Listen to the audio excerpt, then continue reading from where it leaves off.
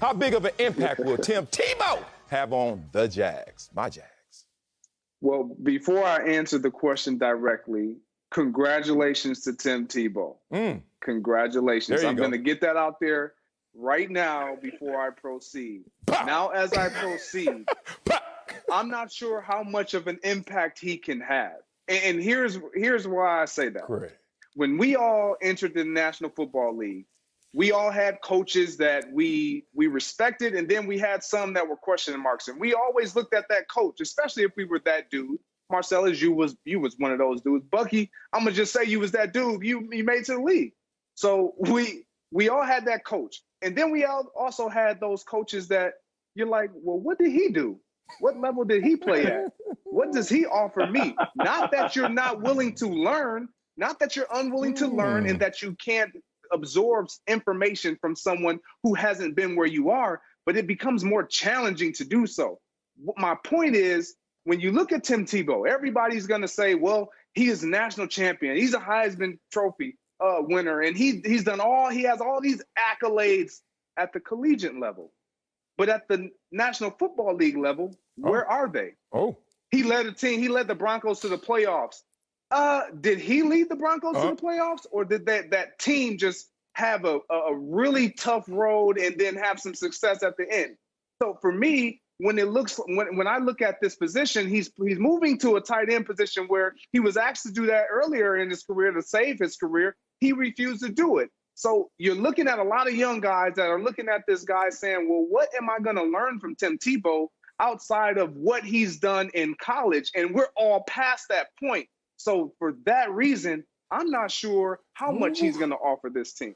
Okay. You congratulated Tebow, and then you start taking shots. So let me do this in respect to you, Greg. I love you, Greg. Now it's time for me to take shots at you. I don't like anything I just heard from you, Greg Jennings, right there. Tebow is not only going to make this team, but he's going to make a huge impact on the Jacksonville Jaguars. One, it's set up. It's primed for him to make a huge impact. You make the greatest impact in situations that are the worst. So, look, if you look at the Jacksonville Jaguars in terms of their record by division and the AFC South, not that great of division. If you look at it last year, of all the divisions, they were 7th out of 8th in terms of record. And the Jaguars, we know they won the first game and then kept losing. So that's a prime situation for Tebow to come in there and do what Tebow does. Now, you want to talk about his NFL resume. I don't think you highlighted his NFL resume well enough. He went to a team that was 4-12 in his first season, right? 8-8 in his second season, including a 7-4 record as a starter in his 11 games and a playoff victory. Matthew Stafford, you got a playoff victory? Anybody? You want to keep going? There's a list of guys. Never got a damn playoff victory, but you're going to slight that when it comes to Tim Tebow. Let me tell you why he's going to make a huge impact. I still love you, Greg. Don't forget that. On the field, he rigs the math. Whatever position Tim Tebow's going to play, defensive coordinator is going to say, okay, be careful. The guy can throw as well as run, as well as a big body out there. So it's just going to make defenders think a little more than the average tight end. Now, let's talk about their tight ends, because I think a lot of people out there saying, how is he going to take the job of somebody in the tight end room? Those guys are well accomplished. They've been playing the position their whole life. Here's a synopsis and summary of the tight end room. It looks like they got 2 blockers, a former undrafted free agent with 1 career catch, and a former 6th-round pick with no career catches.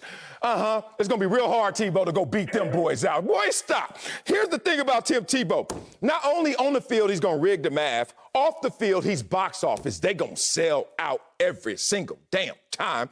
He's a culture builder, winning culture builder, maybe one of the greatest leaders we've ever seen in professional sports, period. On top of that, maybe he misses on all of those. He can still play special teams. You trying to tell me Tim Tebow can't be a long snapper or R5, just a dude that's on a squad who has all of these other assets he provides to our organization, but still can play the game of football. Man, y'all better stop with this. Stop shooting at Tim Tebow and respect his greatness. Okay, Marcellus. I don't have anything really to add to that because you threw all the verbal bouquets at Tim Tebow. Here's what I would say about Tim Tebow and really why he is on the team. He's on the team to help Urban Meyer really extend his culture to the rest of the guys in the locker room. Facts. Because Tim Tebow knows Urban Meyer best, Tim Tebow can, in those quiet moments in the locker room, he can interpret and translate what Urban Meyer may be saying in meeting rooms. Hey, guys, when coach is talking about this, here's what he means. Hey, when he's talking about our culture is this, A to B, 4 to 6, this is exactly what he means. And so part of that is to drive the culture. The other part of it is, look, let's be honest. He's box office down there in Jacksonville. Man. He played at the University of Florida. Gainesville is like an hour and a half away. Already, if you go on Fanatics, his jersey is already up there, number 85, even though he just got signed this morning. So part of it is there's a level of intrigue and interest that Tim Tebow is going to bring to Jacksonville. And so that's certainly part of the equation. But here's what I'll say. Urban Meyer didn't sign Tim Tebow just to bring him to camp and cut him at the end of camp. Tim Tebow is going to be on the squad, and what Urban Meyer is going to do, he is going to ensure that Tim Tebow is successful in some way. If Tim Tebow goes out there and can't catch a pass, guess what they'll do? They'll make him the fullback / tight end who never has to get in the route tree. They'll teach him how to lead block. If he can't lead block, but he can catch, they'll split him out and have him run 5-yard option routes to find a way to get him on the field. But make no mistake, when it comes down to it, in the regular season, we will somehow see number 85 on the field, and he will be featured in a few packages. I agree with a couple of things you guys are saying. Is he box office? 100%, no doubt. Especially in the state of Florida, he is definitely box office. All of the rest of what you're mentioning, I'm sorry, Bucky, you talked about being the voice and an extended voice to the head coach. I do agree with that. So hear me. I'm agreeing with 2 points that you guys have made. Outside of that, Marcellus is saying if it don't work out, he can snap. He can hike the ball. He can go and line up at an extra tackle. He can go in the backfield. He can do that. He can also get released like he's been in his career because it has not worked out. It has not worked out. There are so many players in this league that have tried to do the thing that Tim Tebow is doing. That's why I'm congratulating him. At 33 years old, to get back into the National Football League, to be physically in shape, to get a scouting department to say, whoa, wait a minute, we got to look at this guy. That's pretty dope. That's pretty cool. Outside of that, I just don't see the production that it takes to have a sustained career in this league. He didn't do it at the primary position that he was heralded at quarterback. So now you want to convince me, Marcellus and Bucky Brooks, that this man is going to be the next Rob Gronkowski. I don't see that. Okay. Get him, Bucky. Go ahead, Bucky. That finger out. Go get him. Okay, because here's what Greg is doing. See, Greg, you're looking at it from a logical standpoint. You're looking at it from an NFL standpoint. Yeah. But here's what I'm going to challenge you to do. I want you to put on your daddy cap, and I want you to take your kids out to the local park, and I want you to say that you're now our coach dad, and your kids are on the team. And at some point, your kid is on the team, and you have to figure out, okay, I got to figure out a way to get my kid the ball. Because I know no matter what happens out here at the park, I got to go home. And I don't want to have to hear and deal with them crying or their mom over here on my head talking about something why they didn't get it. So this is as close to a father-son relationship as you will find. Tim Tebow and Urban Meyer. So what he's going to do, he's going to put his son in a position to succeed. That's what this is. So look, I understand your NFL take, and look, I applaud it. But this ain't NFL. This is daddy ball. That's what we're going to see down in Jacksonville.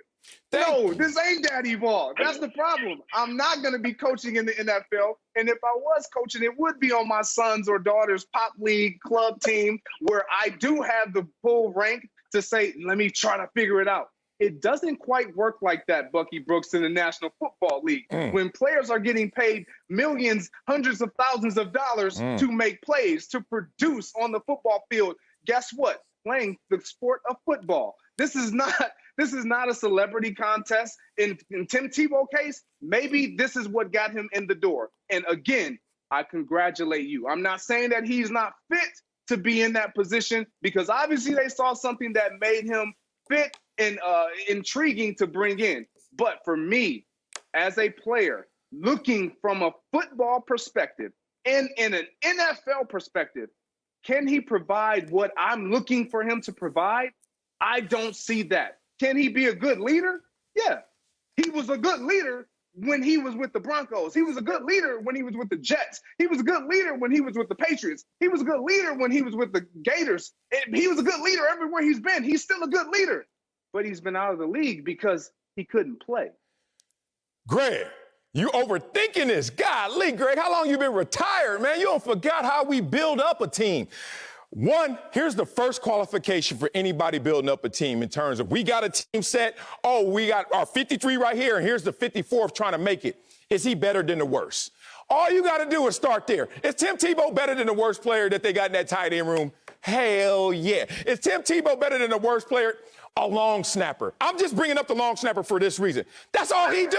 That's all he does. All a long snapper does is show up to practice late, leave early, and go golf. You think Tim Tebow, who could be a brand ambassador, a living legend, who is box office, is not better than the worst guy that they got in the tight end room or that damn long snapper? Hell yeah. Let me put a little more love on Tim Tebow's name since Greg wants to take it all off of his name. Greg had the statement earlier. Tim Tebow, yeah, he's big in Florida. He's big in that state. No, he's big in the United States. Tim Tebow set an NFL draft record for jersey sales. Tim Tebow's jersey is already up, and we ain't even seeing Tim Tebow yet in Jacksonville. You know what that means. They know what's coming. Sell out stadium. Absolutely. Yeah, and so here's the thing. When you talk about him as a player, he's not playing quarterback anymore. But let me remind you, as a quarterback, he went 17 touchdowns, 9 interceptions. Ooh, do you like that touchdown-interception ratio? I do. Let's talk about him as a quarterback when he had 5-game winning drives in 2011. You love that? Second in the NFL. Yeah, I love all this because Greg is trying to make it seem like if the dude is not an all-pro tight end, what is he doing on the squad? All I'm trying to say is based on where he's going, Jacksonville, who's coaching him, Urban Meyer, the AFC South. Look at the AFC South right here. Let me give it to you like this. Is Carson Wentz going to fix the Colts? Colts was in the playoffs last year. He going to take them forward or he going to take them backwards? Oh, no. Last year, you know the Jaguars split with the Colts. And that was without Tebow. You better stop with me, boy. Titans, can they win it all? This is hilarious. This is the real stuff.